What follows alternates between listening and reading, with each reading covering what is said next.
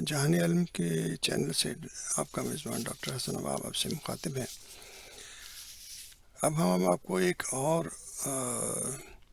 سکھ professor کے بارے میں بتانا چاہیں گے جن کا نام ہے Sardar Khazan Singh, M A professor Ludhiana college. وہ بتاتے ہیں کہ سکھ قوم کی روایات ہمیشہ بہادری اور شجاعت سے وابستہ رہی ہیں، اس لیے کوئی وجہ نہیں کہ وہ دوسرے مذاہب کے بہادروں کی عزت نہ کریں۔ امام حسین کی عزت کرنا تو سکھوں کے نزدیک ایک لازمی امر ہے، کیونکہ وہ معمولی درجے کے بہادر نہیں تھے۔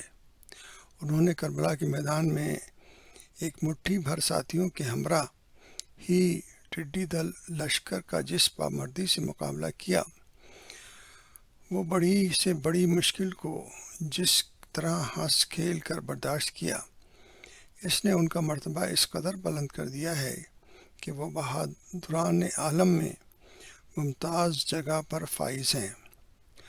انہوں نے اپنی اور اہل خانہ حتیٰ کہ شیرخوار بچے کو بھی جان قربان کرنا تک گوارا کر لی، مگر ظلم و ستم اور فسق و فجور کے آگے سر تسلیم خم کرنا گوارا نہیں کیا۔